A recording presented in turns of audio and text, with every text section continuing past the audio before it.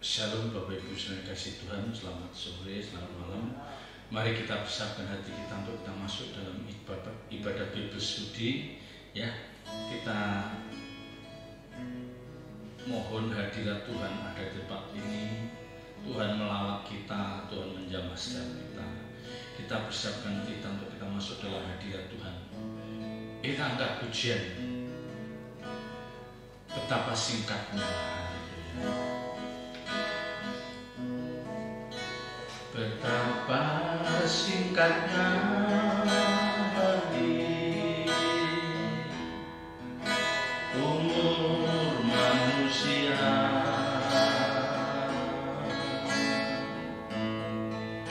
bagai rebusan uang, sekejap kan lenyap.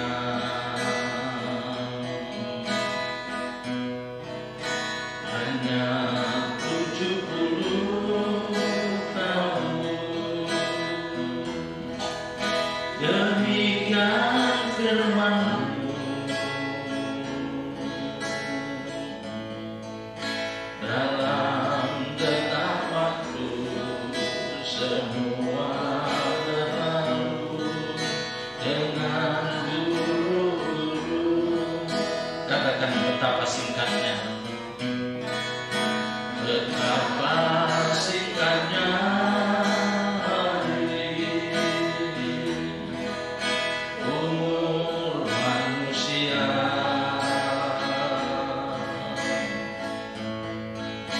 bagai rebusan uang,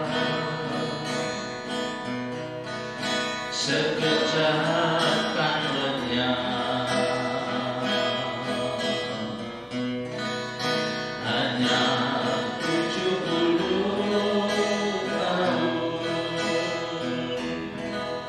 demikian firman-Mu. Dalam detak waktu semua berlalu dengan buru-buru. Sekali lagi katakan dengan lebih sungguh, betapa singkatnya. Betapa singkatnya hari umur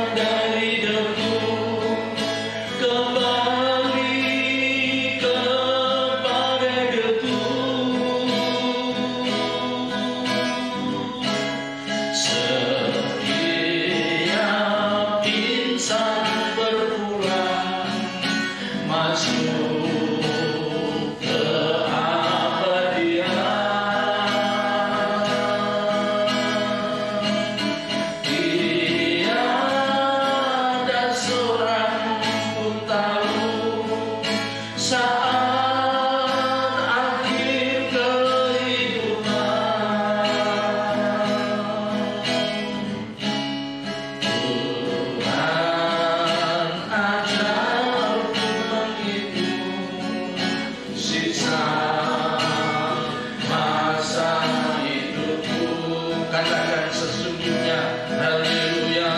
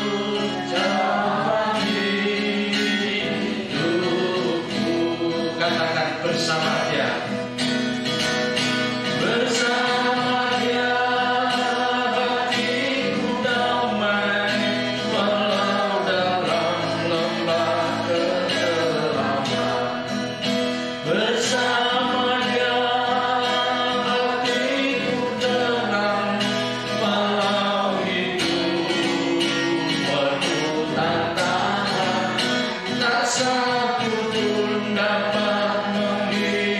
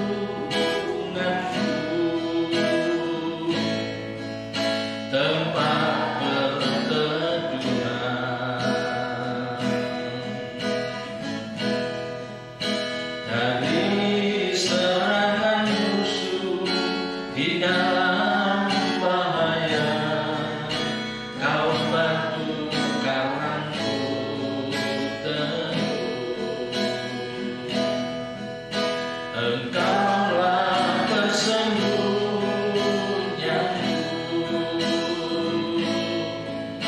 dan tetap menjaga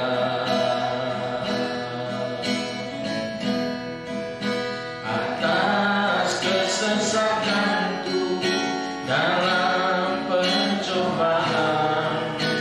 Kau beri kerukunan, katakan sebab itu jiwaku, sebab itu jiwa bersorak-sorak. Mulutku puji-puji nama-Mu. Mari kita berdiri berdiri, kita bersabda hati kita. Beri haleluya, terpujilah Tuhan, kemuliaan bagi Bapa. Hosana bagimu Yesus, kudus kuduslah nama-Mu, kasih setiamu Tuhan, kasih setiamu Tuhan, kasih setiamu bagi kami tak berkesudahan. Katakan sebab itu jiwa bersorak-sorai, sebab itu jiwa bersorak-sorai.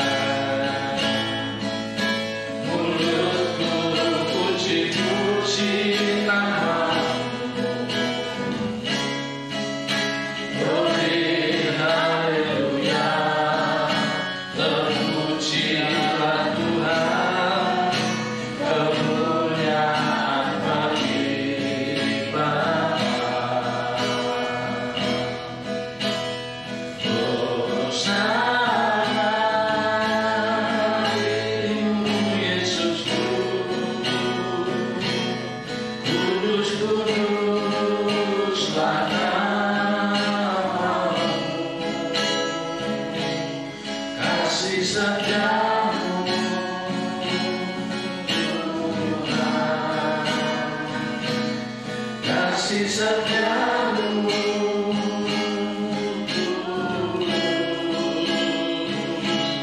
kasih setiamu bagi kami tak berkesudahan.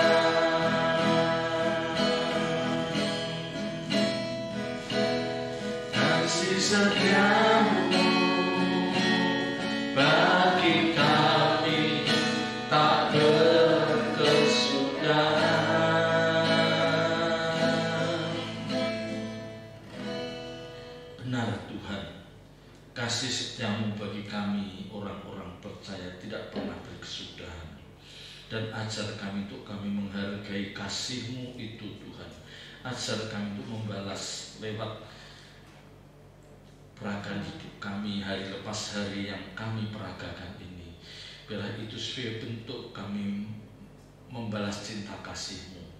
Bapa, sebentar kami akan belajar kebenaran firman-Mu. Buka ungkapkan rahasia firman-Mu, singkapkan kebenaran-kebenaran-Mu. Taruh perkataan buat dalam mulut bibir hamba-Mu, biar apa yang hamba-Mu sampaikan itulah kebenaran yang keluar dari isi hati-Mu, yang akan memberkati setiap kami yang mendengarnya. Terpuji nama-Mu kekal selama-lamanya. Roh Kudus urapi hamba-Mu, Roh Kudus urapi firman-Mu. Di dalam nama Tuhan Yesus Kristus kami menyerahkan jalannya pemberitaan firman dalam tangan kuasa-Mu. Haleluya. Amin. Silakan Bapak Ibu, silakan.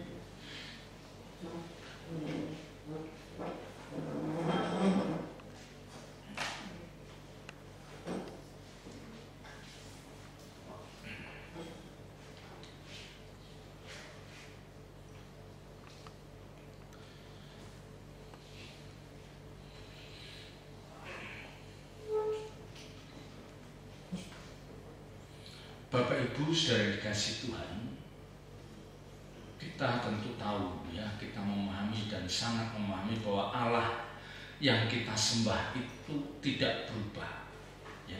Jadi Allah yang kita sembah itu tidak berubah dulu, sekarang, dan selama-lamanya ya. Jadi kita jangan menganggap bahwa Allah itu sepertinya berubah. Tidak. Memang cara menghadapi atau cara memperlakukan Allah terhadap umat perjanjian lama itu mungkin berbeda dengan cara Allah memperlakukan kita sebagai umat perjanjian baru yang hidup di zaman anugerah ini. Ya, mungkin beda. Tetapi pada prinsipnya tetap sama. Ya, intinya tetap sama. Dulu kalau kita melihat kalau di perjanjian lama, begitu orang itu berbuat dosa, berbuat salah, dia bisa langsung dihukum oleh Tuhan. Saat itu juga dipermalukan, dihukum. Ya, jadi orang yang dia takut, ya, jadi nggak bisa sembarangan dengan Allah Elohim Yahweh itu, tidak bisa sembarangan. Ya, tetapi toh demikian, ya memang umat atau bangsa Israel itu bangsa yang tegar tengkuk, ya.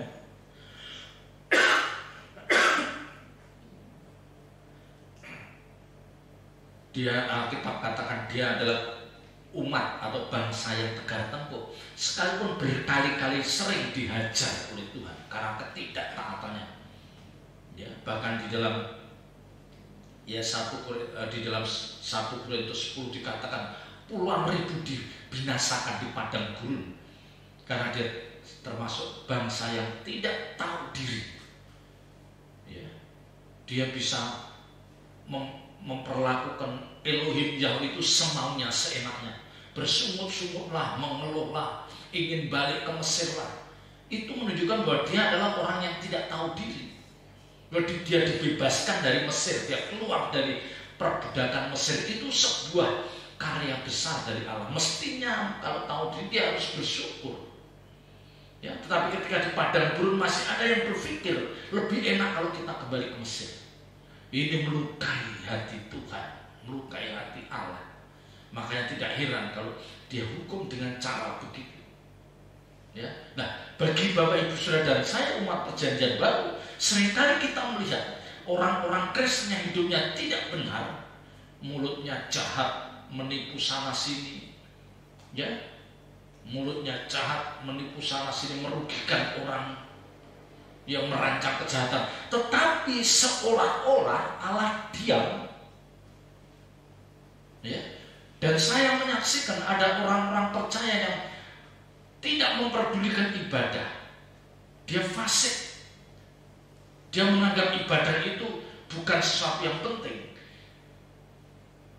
Coba kita membayangkan, ibadah pun dia tidak mau.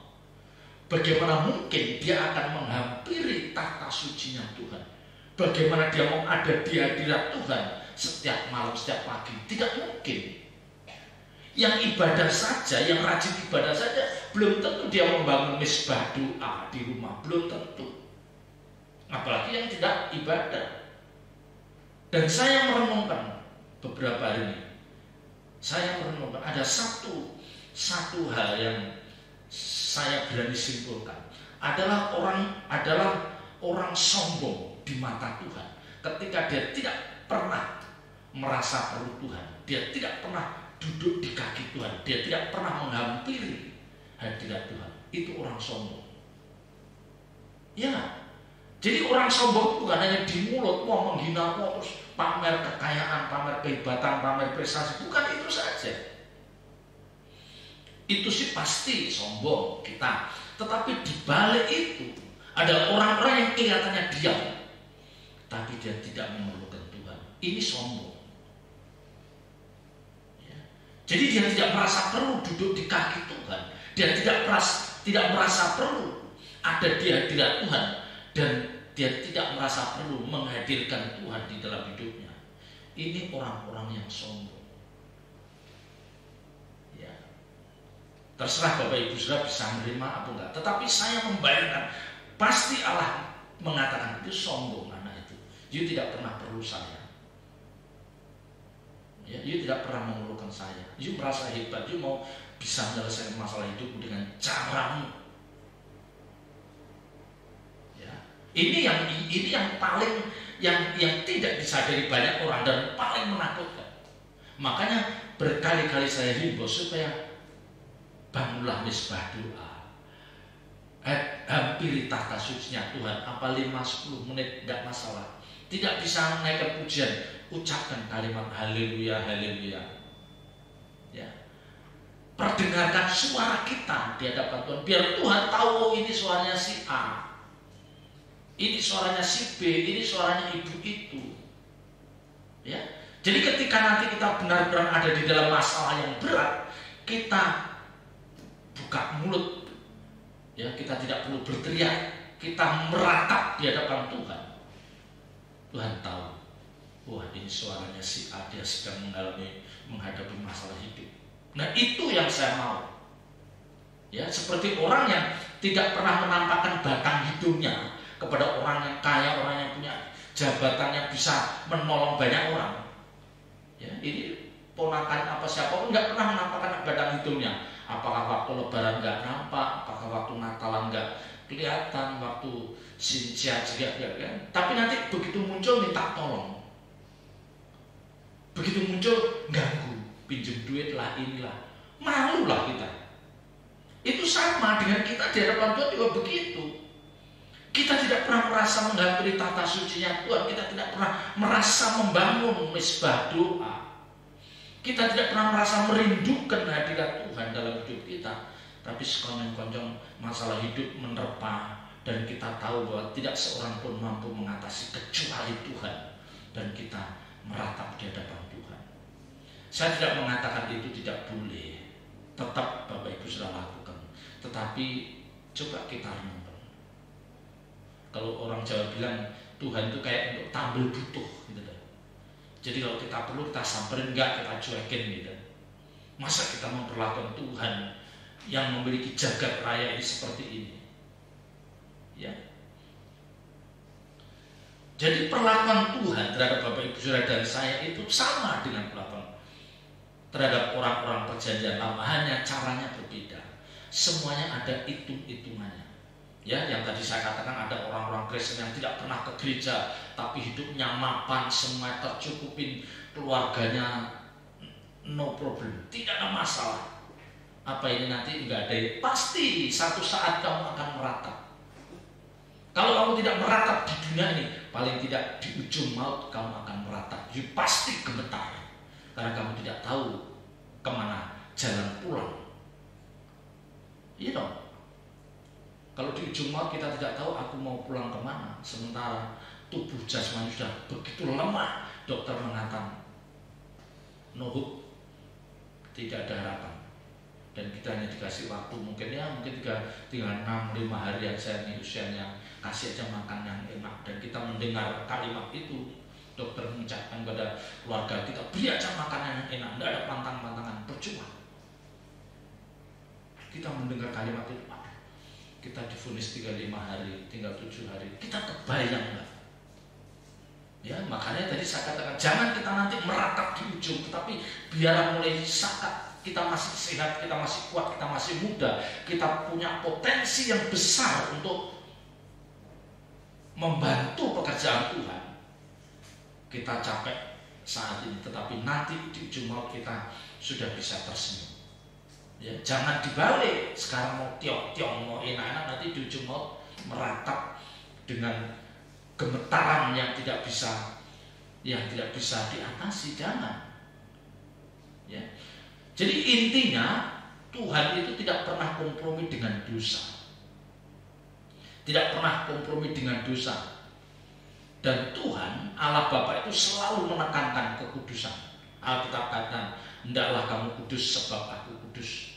Tanpa kekudusan orang tidak bisa melihat Allah. Artinya apa? Kalau hidupmu berantakan kekudusan, jangan kamu berharap kamu dilawat Tuhan. Ya, kalau hidupmu berantakan, ya, kemana kakimu melangkah nggak jelas, ya, ke tempat prostitusi lah, ke tempat judi lah, ke tempat dugem lah, di mana kita melangkah kaki kita nggak jelas, terus suatu saat kita merindukan lawatan Tuhan.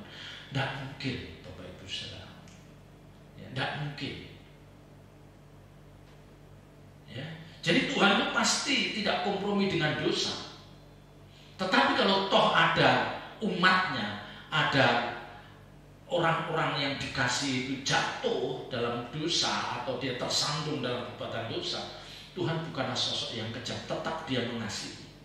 Kalau dia bertobat dengan sungguh-sungguh, tetap Tuhan akan pulihkan. Tetapi satu hal yang harus diingat, kamu harus menuai apa yang kamu tabur. Ya, Tuhan mengampuni, tapi soal tuaian itu Tuhan nggak bisa. Tuhan, udah deh, kamu berbuat dosa, kamu nggak akan menuai yang kamu tabur. Oh, nggak bisa. Nggak bisa, tetap kamu harus menuai apa yang kamu tabur. Tapi masalah dosamu Tuhan ampuni. Tapi akibat perbuatan dosamu kamu harus tanggung sendiri. Itu adil, itu fair. Ya, kalau enggak, kita bisa membayangkan kayak umat Israel itu bertobat, dihukum, nanti ini lagi, baik lagi, habis itu dia seenaknya menghargai memperlakukan Tuhan. Kita jangan seperti itu.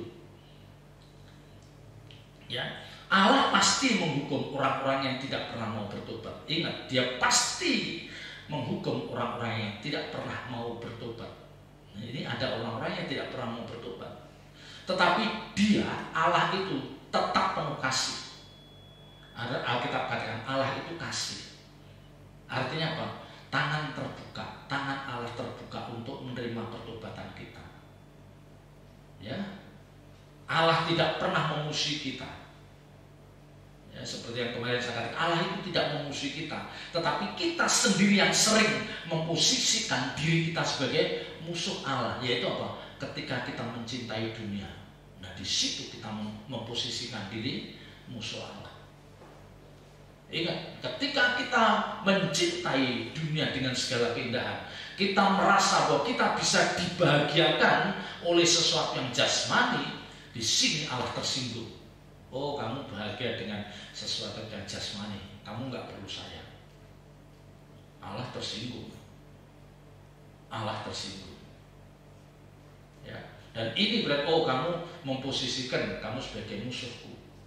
Ya, Allah tidak cari musuh. Tetapi yang tanpa sadar orang percaya yang memposisikan dirinya sebagai musuh Allah. Karena ketika orang itu merasa dia bisa dibahagiakan dengan sesuatu yang jasmani, Allah merasa bahwa jadi kamu tidak memerlukan saya. Nah, ini tidak menghormati. Ini tidak menghormati. Ya. Kita lupa bahwa Dialah pemilik jagat raya ini. Kita lupa bahwa Dialah pemilik kehidupan ini. Kita lupa. Ya, bahwa kapanpun Tuhan bisa, Allah Bapa bisa stop napas kita, stop napas kita dengan cara bisa, tapi Tuhan tidak melakukan hal itu. Ya. Mestinya Bapak Ibu Saudara dan saya yang sudah diperdamaikan dengan Allah, kita yang sudah diperdamaikan dengan Allah Bapa melalui korban Kristus di kayu salib, kita ini tidak perlu hidup dalam ketakutan.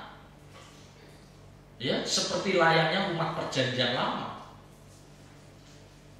Ya, jadi korban Kristus di kayu salib itu memperdamaikan kita dengan Allah Bapa yang dulu itu terpisah. Karena ada salib, itu kita jadi diperdamaikan. Kita bisa menghampiri tahta sucinya Tuhan. Kalau dulu kita tidak bisa. Ya, yang menghampiri Elohim Yahweh itu ya imam, itu pun setahun sekali. Ya, kita diwakili para imam-imam itu dengan membawa korban-korban itu. Tetapi sekarang dengan kematian Tuhan Yesus di kayu salib, kita sendiri bisa membangun intimasi dengan Tuhan, bisa. Tidak perlu perantara. Tidak perlu perantara. Ya, perantaranya yang mulia Tuhan Yesus itu yang Alkitab katakan kita diperdamaikan. Ya. Jadi Bapak Ibu Saudara dan saya yang hidup di zaman perjanjian, di zaman kemurahan itu, kita tidak perlu hidup dalam ketakutan seperti umat perjanjian lama. Ya, karena mereka merasa bahwa mereka takut Karena takut dengan bayangannya sendiri. Karena dia merasa bahwa bangsa Israel adalah bangsa yang berulang kali berulah ketika dihukum bertobat, nanti berulah lagi dihukum bertobat. Ya, jadi di dalam benak dia itu ketika dia mau mengambil tahta suci Tuhan itu ada ketakutan. Ya, karena mereka merasa seperti masih melakukan sesuatu yang membuat Allah itu berduka. Ya, kita mau lihat di dalam Ibrani pasal 12. Ya, ini menggambarkan ketakutan bangsa Israel karena dosa dan kesalahan yang masih sering mereka perbuat. Ya, kita lihat Ibrani pasal 12 mulai ayat 18. Ya, Ibrani 12 mulai ayat 18. Ini perikopnya tanggung jawab yang berat. Ya, saya akan bacakan ayat 18 sampai 21.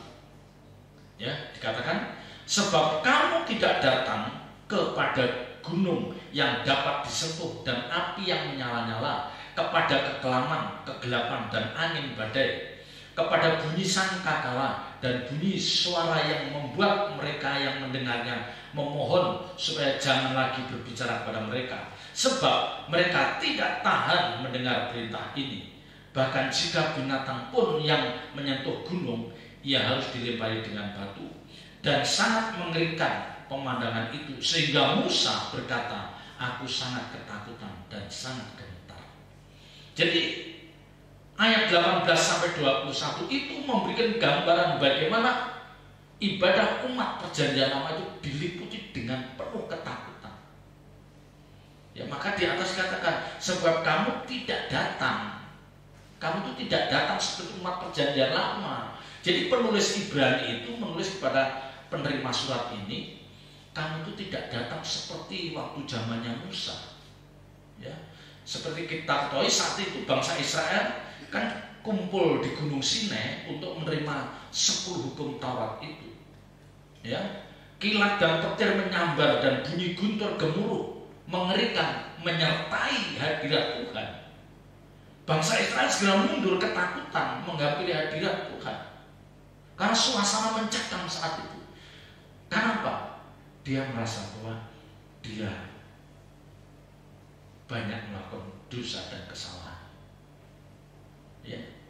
Bahkan Musa pun katakan takut dia. Nah, keadaan ini sangat berbeda ketika dia ada di Bukit Sion, yang dikatakan disitulah gunung anugerah Allah, di mana umat manusia dipanggil untuk datang ke hadirat Allah dengan penuh keberanian. Ya, kita baca ayat 22 sampai 24. Jadi beda, kita itu seperti datang ke Bukit Sion. Ya, kita menerima anugerah kemurahan Allah. Kita dipanggil ke hadirat Allah dengan penuh keberanian tanpa rasa takut. Ya. Jadi kehadiran Allah waktu perjanjian lama itu selalu menghadirkan suasana yang mencekam. Ya, karena dia merasa bahwa ini umat-umat ini orang bandel. Ya. Beda dengan ketika kita naik ke Bukit Sion, digambarkan naik ke Bukit Sion. Kita lihat di dalam ayat 22 sampai 24. Tetapi kamu sudah datang ke Bukit Sion, ke kota Allah yang hidup. Bapak Ibu Saudara dan saya, ibadah ini bagiannya ke Bukit Sion. Ya, ke kota Allah yang hidup, Yerusalem surgawi, dan kepada beribu-ribu malaikat suatu kumpulan yang meriah. Dan kepada jemaat anak-anak sulung yang namanya terdaftar di surga, dan kepada Allah yang menghakimi semua orang, dan kepada roh-roh orang-orang benar yang telah menjadi sempurna, dan kepada Yesus pengantara perjanjian baru, dan kepada darah pemercikan yang berbicara lebih kuat daripada darah Abel. Ya, perhatikan ayat 22 sampai dengan 24 ini. Ya. Jadi kita itu seperti masuk ke Bukit Sion, dan kita itu dibawa masuk dalam komunitas orang-orang percaya, orang-orang kudusnya Tuhan. Di situ tidak dikatakan wah banyak orang yang najis, enggak. Ya, jelas dikatakan itu kita diproyeksikan, kita masuk, kita naik ke Bukit Sion menerima anugerah dari Allah itu. Ya. Di situ jelas dikatakan, tetapi kamu sudah datang ke Bukit Sion, ke kota Allah yang hidup. Jadi kita dibawa, kita diarahkan itu. Kamu itu datang kota Allah yang itu, Bukit Sion, Yerusalem baru, yang di sana itu dikatakan, yang di sana itu apa? Ya, Yerusalem dan kepada beribu-ribu malaikat satu kumpulan yang mulia. Kamu ada di komunitas para malaikat itu. Jadi kamu harus berani menghampiri tata kudusnya Allah. Makanya ada ayat mengatakan, kuduslah kamu sebab aku kudus. Kalau kamu belepotan, kamu berantakan karakternya, kamu tidak bisa menghormati Allah Bapa, kamu membawa seenaknya tubuhmu yang itu merasa bahwa itu milikmu. Padahal Alkitab katakan tubuhmu adalah bait Roh Suci. Ya, Alkitab katakan tubuh kita bait Roh Kudus. Jadi jangan kita seenaknya membuat tubuh ini berkunjung ke tempat-tempat yang tidak pantas, ke tempat perjudian lah, ke tempat orang mabuk lah, ke tempat prostitusi lah. Jangan, tubuhmu bait Allah. Itu loh komunitasmu itu. Jadi mata rohani kita diarahkan. Oh, nanti aku kumpul dengan beribu-ribu malaikat. Ya, suatu kumpulan yang berbeda. Dan kepada jemaat anak-anak sulung.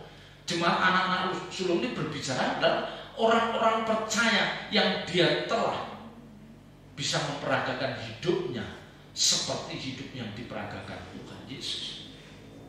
Ya, jadi jemaat anak sulung ini berbicara tentang orang-orang percaya yang telah dewasa rohani, yang namanya terdaftar di surga.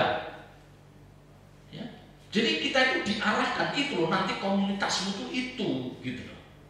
Makanya kamu sekarang itu kamu persiapkan. Ya, coba kamu refleksi, kamu renungkan, pantas enggak dengan keadaan kamu seperti ini nanti ada di antara beribu-ribu malaikat dan jemaat sulung yang namanya tercatat di kerajaan surga. Ini adalah orang-orang yang memang dia sudah melakukan kehendak Tuhan dalam hidupnya. Ya. Yang namanya terdaftar di surga, dan kepada Allah yang menghakimi semua orang, dan kepada roh-roh orang-orang benar yang telah menjadi sempurna. Roh-roh orang benar yang telah menjadi sempurna. Itu yang mestinya kita pikirkan, itu kita bayangkan. Ya, makanya ketika Bapak Ibu saudara setia, rajin beribadah, ibadah raya, ibadah tengah minggu, mendengarkan firman, membaca firman, mendengarkan visi di khotbah, mestinya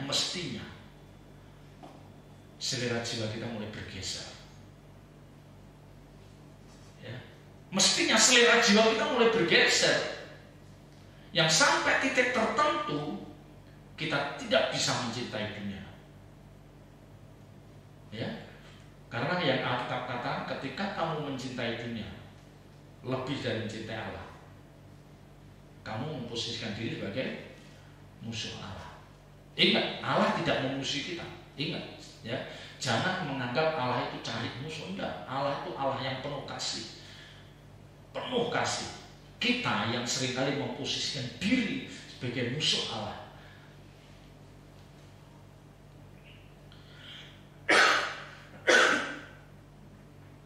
Sekali lagi, ketika kita menganggap bahwa kita bisa dibahagiakan dengan dunia ini,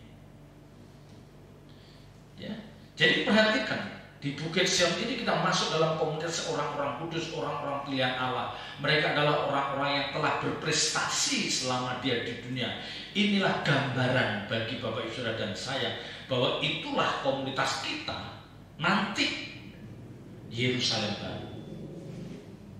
Dan ini harus kita rintis, kita perjuangkan. Jadi yang pertama Pak, yang pertama itu harus ada di dalam benak pikiran kita. Ya, di dalam benak pikiran kita harus membayangkan, aku nanti masuk Yerusalem baru, kota Allah yang kudus, Yerusalem surgawi. Di sana tidak ada sesuatu yang najis, orang-orang kudusnya. Ini harus kita meteraikan dalam pikiran kita. Jadi seperti kalau saya katakan, seperti kita itu memasang target, aku nanti ke sana. Nah, ketika kita merenungkan hal ini dan itu menyatu menjadi target, menyatu dalam jiwa kita, bahwa aku kerinduanku sana, kita sudah mulai menyesuaikan. Artinya apa?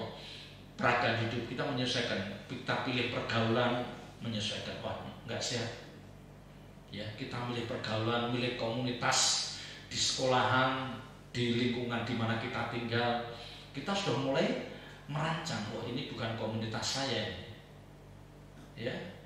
Kalau kita membayangkan kita masuk Yerusalem baru, tetapi sementara apa yang kita lakukan bertentangan, itu berarti kita ambigu. Di satu sisi merindukan Yerusalem baru, tapi di satu sisi kita tidak mengarahkan, membiasakan hidup kita untuk ada dalam posisi seperti itu. Wah, ini repot. Ya, maka yang terus saya suarakan, anak-anak kita tidak boleh salah memilih teman bergaul. Ingat ya, tidak boleh kamu salah memilih teman bergaul. Lebih baik kita tidak punya teman daripada punya teman tapi salah. Lebih baik. Karena teman itu kalau kita satu, itu ada komunitas 5 ya, anak kuliahan atau anak sekolah itu 5 orang. 1 orang belangsakan kasarnya, 1 orang rusak moralnya, itu yang 4 itu terpengaruh. Percaya deh. Jadi dari komunitas 5 atau 10 orang tidak diperlukan 4 yang rusak, nah 2 orang yang rusak, ini rusak. Ya, karena orang yang jiwanya rusak, moralnya rusak itu nekat. Dia nggak ada takutnya. Ya. Makanya coba lihat demo-demo itu ribuan, itu pemimpinnya hanya 3-4 orang yang pasang badan. Itu kalau ditangkap sebenarnya takut. Memang dia nggak punya nyali, karena memang dia bukan tipikal orang yang berangasan. Dia berani begitu karena ada yang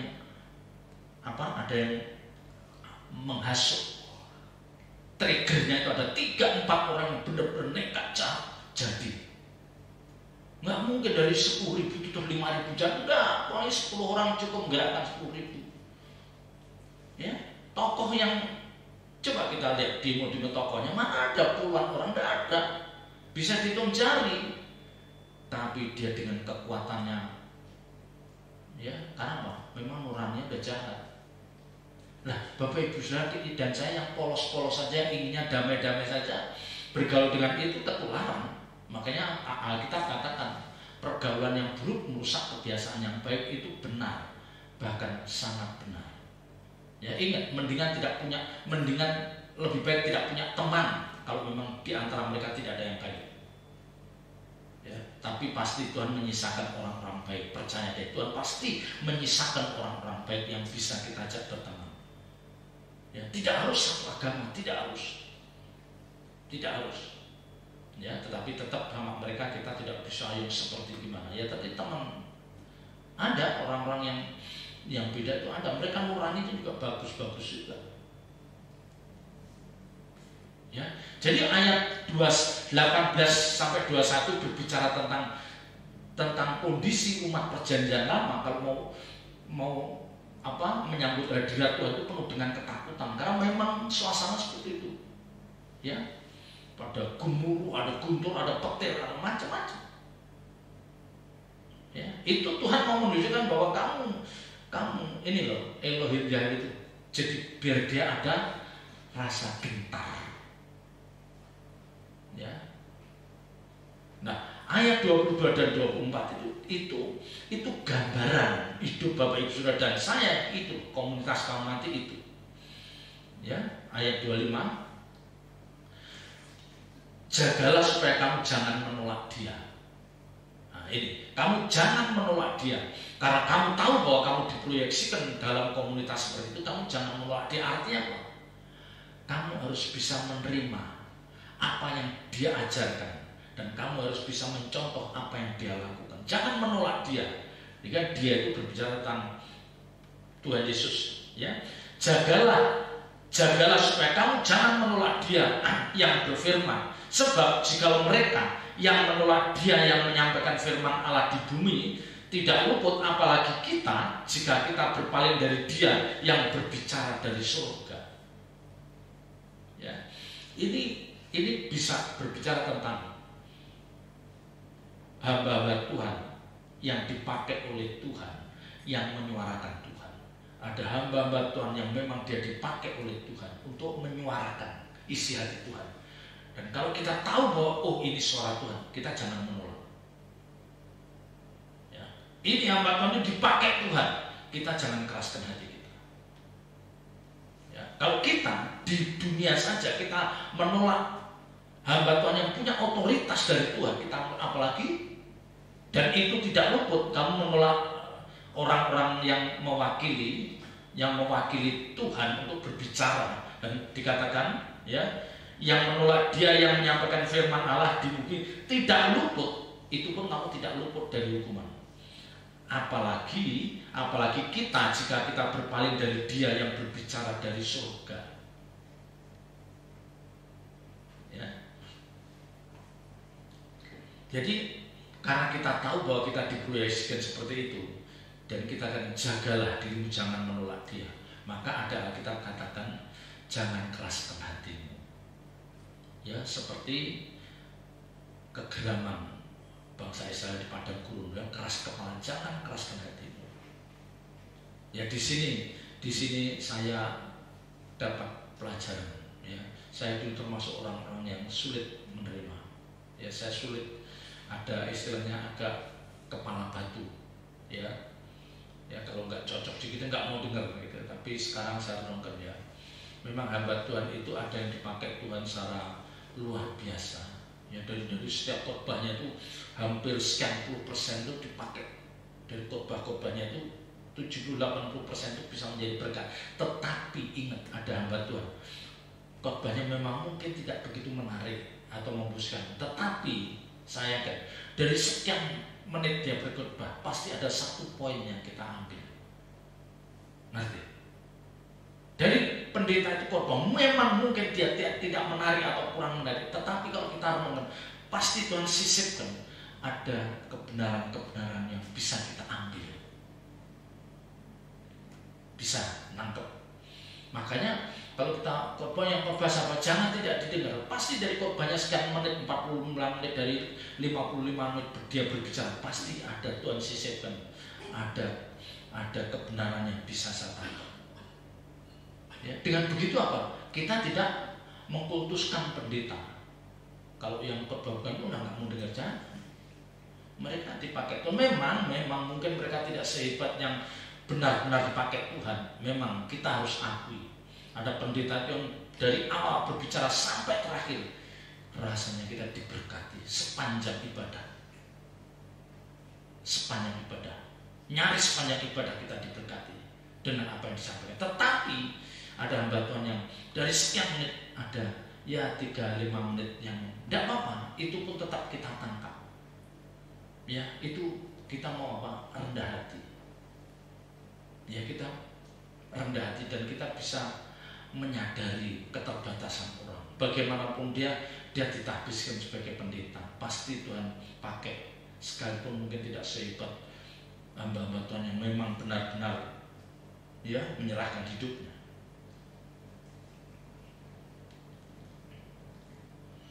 Jadi kalau orang-orang yang meremehkan ketika mendengar kebenaran firman Tuhan, di dunia ini saja dia sudah meremehkan kebenaran firman Tuhan, dan mereka pasti dapat hukuman, apalagi suara Tuhan. Ya, ini berbicara tentang kepekaan kita mendengar Roh Kudus. Ya, Bapak Ibu saudara, kalau Bapak Ibu saudara hidupnya bersih, ya, dan punya kerinduan, saya yakin pasti Tuhan berbicara lewat Roh Kudus dalam nurani kita. Kamu jangan ini, kamu jangan itu, pasti. Nah, itu yang saya maksud itu, supaya jangan itu kita sepelekan. Kita ini kalau mau berbuat jahat, ingat, kita itu kalau mau berbuat jahat, berbuat curang, ya, saya yakin Bapak Ibu saudara tidak ada buat jahat, enggak, pasti ada apa ya, ada yang nahan. Jadi kalau Bapak Ibu saya itu mau bohong, mau curang, mau licik, mau jahat, pasti saya percaya ada yang nahan. Artinya Pak Roh Kudus itu berbicara, kamu nggak pantas gitu, kamu nggak pantas. Pasti ada yang nahan. Nggak mungkin seenaknya, kecuali orang-orang yang memang udah terbiasa jahat, yang seperti beberapa minggu yang lalu saya katakan bahwa memang dia kebiasaannya berlaku jahat. Nah itu beda lagi. Ini orang-orang yang menghujat roh, sehingga Roh Kudus pun tidak mau, sudah undur dari diri orang itu. Ya, percuma. Ya.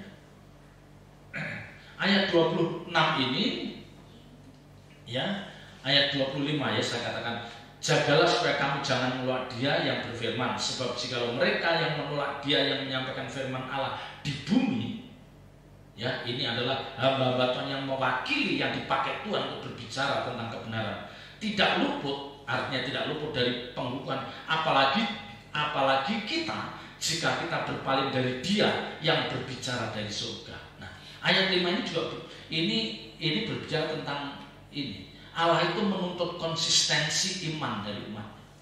Konsistensi. Ya, tahu kan konsisten. Jadi kita harus tetap, jangan kita undur. Apalagi menolak. Dan ini bisa membuat Allah murka. Ya, bisa membuat Allah murka. Karena memang ada orang-orang yang sudah mendapatkan kasih karunia. Ada orang-orang mendapatkan kasih karunia, mendapatkan kemurahan. Tuhan berikan kelebihan-kelebihan di dalam diri orang itu. Misalnya dia sebagai WL yang hebat. Dan saya pernah lihat, benar di waktu di kuliah di Depok, saya lihat anak itu kalau pimpin WL, wah hebat, saya salut. Dia itu kalau ngangkat lagu, waduh, main kita di pimpin penyembah, dia main gitar sambil ngangkat lagu, luar biasa. Ya, tetapi sekian bulan berapa udah nggak dengar kabarnya. Ngerti? Jadi ada orang-orang yang memang Tuhan beri karunia seperti itu, main musik pinter ada, tetapi sekali lagi itu tidak permanen. Kalau itu tidak menghormati, tidak menghargai karunia yang diberikan Tuhan lewat kecakapanmu bermain musik, lewat kecakapanmu sebagai VL, bahkan sebagai pengkhotbah, kamu tidak menghormati itu sebagai anugerah, ya, kemurahan yang diberikan, hilang. Ya, kalau kita lihat pemusik itu, ada pemusik yang hidupnya bisa enak kaya, ada pemusik yang tidak kalah hebat tapi hidupnya biasa-biasa saja, bahkan cenderung. Karena apa? Yang diberikan talenta, kemampuan, dia memanfaatkan itu, diiringi, disertai dengan karakter yang bagus. Makanya dia bersukses, orang akan panggil dia karena karakter yang bagus. Dan yang satu itu main musik, tapi habis main musik itu apa? Main perempuan, main judi, maks orang manggil. Sama dengan pemain olahragawan itu sama. Ya, ada atlet-atlet itu yang kaya, tapi ada atlet yang sama prestasinya, tapi nggak punya apa-apa, karena karakternya berubah. Ya, jadi ayat 25 itu, jangan kita berbalik pada pola hidup lama kita, karena Allah tidak akan memberi kesempatan dua kali. Ya, maka dia katakan dia akan mengguncangkan bukan hanya bumi tetapi langit juga. Kita baca ayat 26. Waktu itu suaranya mengguncangkan bumi, tetapi sekarang ia memberikan janji, satu kali lagi aku akan mengguncangkan bukan hanya bumi saja, melainkan langit juga. Mengguncangkan itu berbicara tentang ujian. Oke, diuji. Kamu yang datang proyeksi ini, kamu diuji dengan masalah, diguncangkan. Kamu yang sudah saya proyeksi janji, kalau kamu diguncangkan, kamu tidak tahan, kamu jatuh. Kalau kamu tahan, kamu tetap ada di kekekalan nanti.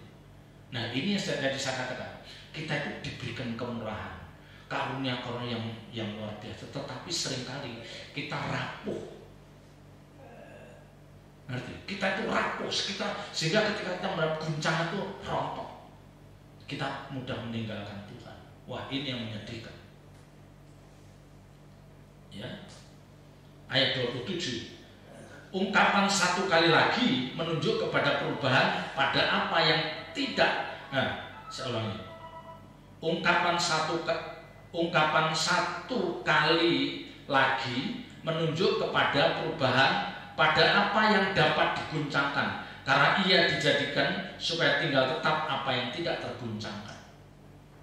Ya, jadi memang ada orang-orang yang memang kuat, yang bisa diguncangkan, tetapi sejatinya Tuhan menginginkan supaya kamu itu tidak terguncangkan. Artinya kamu tetap tabah, sekalipun guncangan-guncangan itu memang diizinkan Tuhan, kamu tetap tabah, kamu tidak berbalik, kamu tidak menolak dia, kamu tetap di dalam posisimu.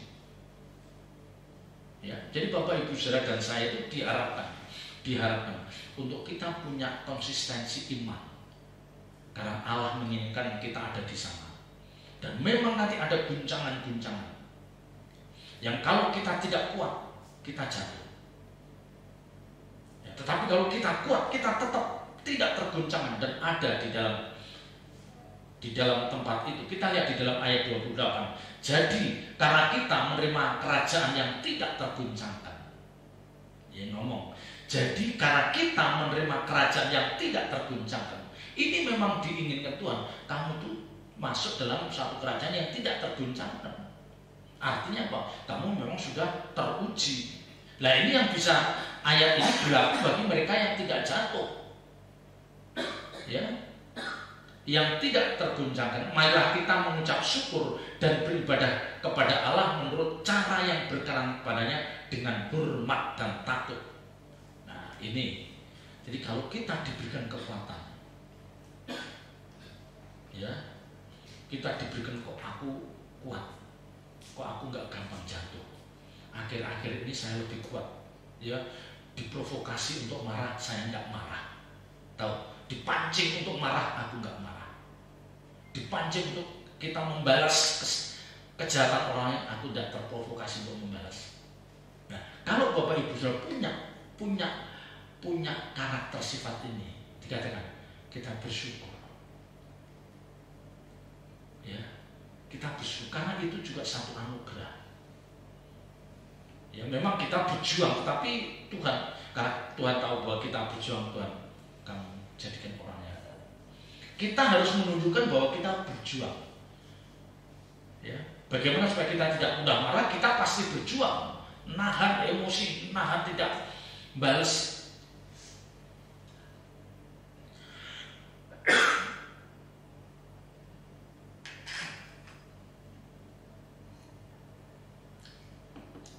Jadi kita bisa menunjukkan pada Allah Bapa bahwa kita itu memang berjuang untuk tidak mudah marah, tidak terpancing, ya tidak mudah berbuat dosa. Tuhan tahu dan Tuhan teguhkan memang kamu kuat. Nah disinilah kita bersyukur. Ya makanya dalam doa kita itu jangan lupa ucapan syukur itu harus ada. Ucapan syukur itu harus ada. Misalnya kita bersyukur, Tuhan kalau aku sampai saat ini bisa menjadi anak-Mu yang setia beribadah, itu mengucap syukur. Karena itu pun mungkin juga karunia Tuhan. Aku mengucap syukur Tuhan kalau aku bisa murah hati. Itu mengucap syukur, karena tidak semua orang bisa murah hati.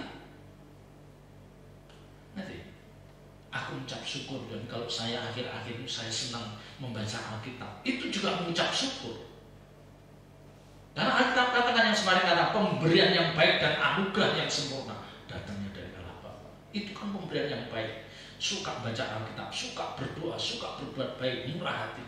Itu semua Tuhan yang memang mentahbiskan. Jadi Tuhan mentahkan kamu, tapi memang harus ada usaha kita. Jadi Tuhan melihat kita ada usaha baru diteguhkan. Ya, menurut cara yang berkenan dan menurut cara yang berkenan kepadanya dengan hormat dan takut. Nah ini Bapak Ibu Saudara. Ya.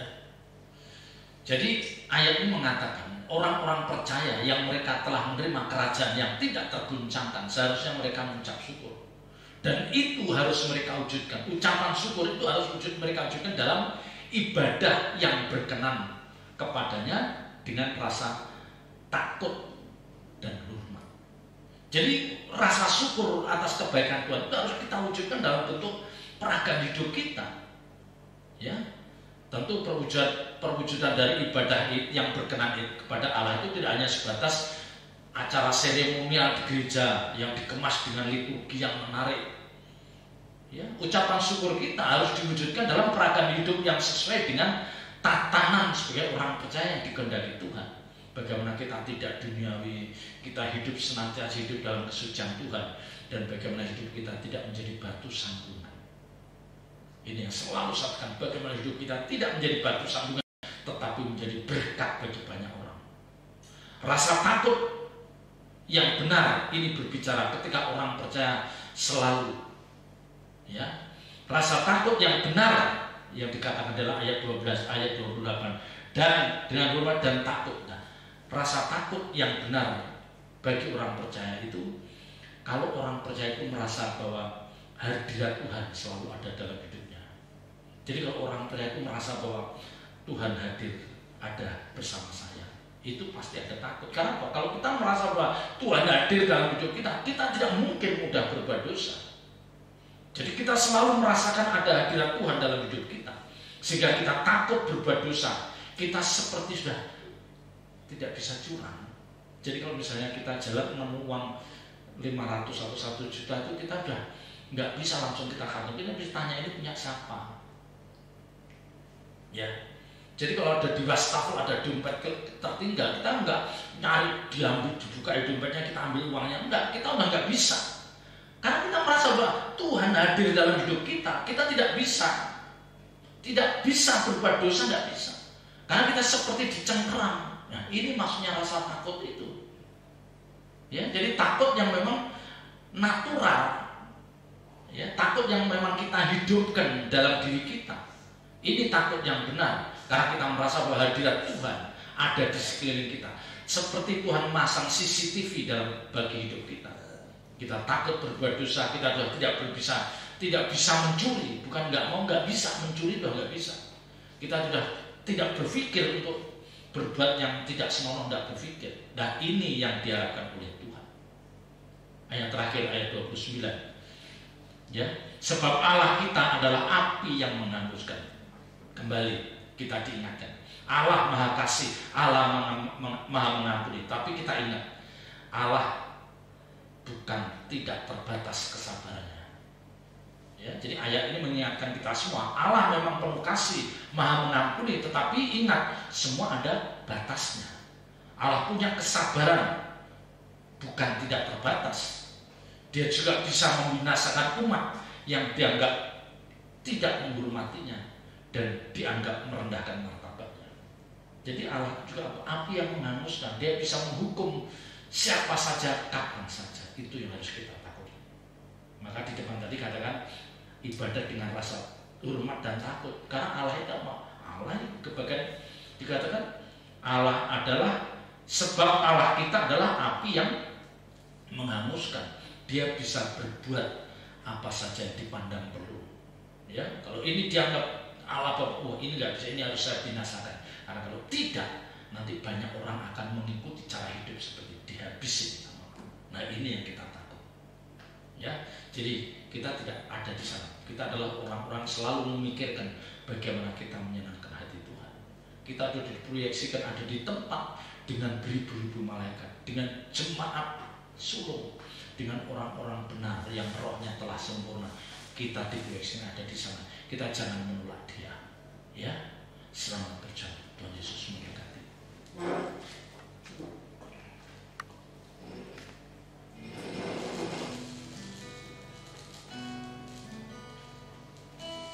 Kita angkat pujian, aku harus sudah dengan E minor.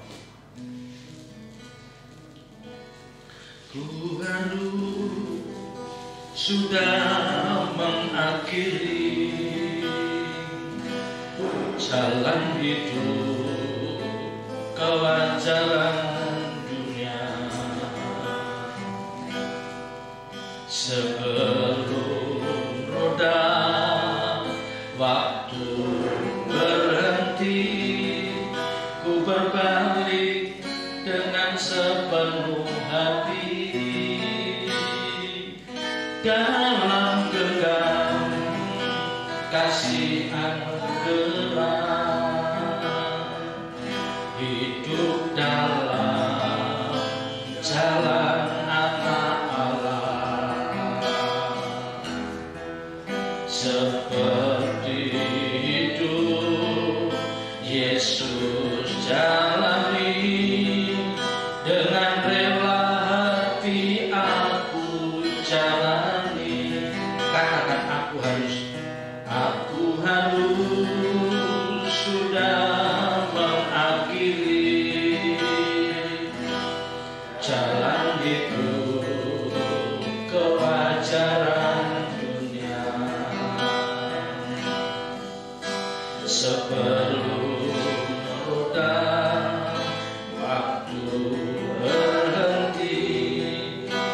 berbalik dengan sepenuh hati dalam genggam kasih anugerah, hidup dalam jalan anak Allah, seperti hidup Yesus jalani, dengan rela hati aku jalani, takkan sekalipun menoleh ke belakang, dunia diambang akhir kehancuran, tiada lagi yang kuharapkan di bumi ini, aku hanya menumpang. Aku sungguh-sungguh harus berkemas-kemas dari percintaan dunia terlepas. Tiada lagi yang kuingini selain jumpa Yesus kekasih hati. Takkan sekalipun menoleh ke belakang, dunia diambang akhir kehancuran, tiada lagi yang kuharapkan di bumi ini, aku hanya menumpang. Aku sungguh-sungguh harus berkemas-kemas dari percintaan dunia terlepas. Tiada lagi yang kuingini selain jumpa Yesus kekasih hati. Tiada lagi, tiada lagi yang kuingini selain jumpa Yesus kekasih hati. Selain jumpa Yesus kekasih hati.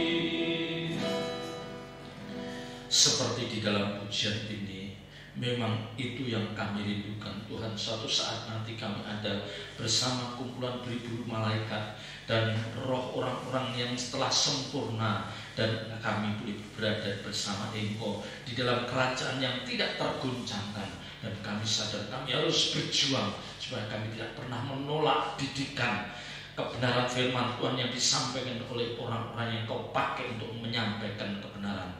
Biarlah kami jadi orang-orang yang terus memiliki lapar dan haus akan kebenaran firman-Mu.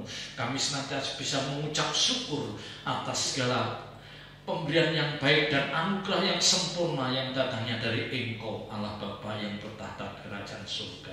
Terima kasih Tuhan, terima kasih. Meteraikan firman ini di dalam setiap hati kami dan ajar kami melakukannya. Dan kiranya Roh Kudus menolong setiap kami.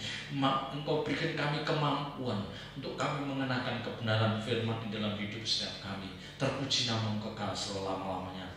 Bapa, kami menyerahkan sidang jemaat GSKI Aletheia Manggis yang hamba-Mu gembalakan, juga saudara kami yang setia mengikuti ibadah streaming. Bapa, kiranya Engkau memberkati hidup mereka, memberkati keluarga mereka, memberkati anak cucu menantu mereka, memberkati pekerjaan mereka, memberkati usaha mereka. Apapun yang mereka kerjakan menjadi berhasil, dan bila ini semua untuk kemuliaan nama-Mu. Kami bersyukur ya Bapa. Oh Tuhan, kami bersyukur karena pemilu telah selesai dan berlangsung dengan penuh damai. Dan kiranya Tuhan, Engkau akan pakai para pemimpin kami yang telah terpilih ini untuk untuk mampu melakukan sesuatu yang mendatangkan damai sejahtera, mendatangkan kesejahteraan bagi kami penduduk bangsa Indonesia ini. Pakai beliau Tuhan untuk menjadi alat-Mu. Terima kasih ya Bapak, terima kasih kami menyerahkan Bapak Presiden, Wakil Presiden dan seluruh pejabat di negara. Pakai beliau-beliau menjadi Tuhan, menjadi alat-Mu untuk mendatangkan kebaikan bagi kami semuanya. Terpuji nama-Mu kekal selama-lamanya. Bapak Ibu sering kasih Tuhan, angkat kedua belah tangan saudara, terima berkat yang dari Allah Bapa. Kekasih-kekasih Tuhan, biji mata Tuhan, terimalah berkat-berkat surgawi, berkat jasmani, damai sejahtera yang dari Allah Bapa, cinta kasih-Nya yang kekal dari Tuhan Yesus Kristus, dan dalam penyertaan kuasa Roh Kudus-Nya menyertai saudara mulai saat ini sampai Maranatha. Dalam nama Tuhan Yesus Kristus kami berdoa, syukur, haleluya, amin. Selamat malam Tuhan Yesus.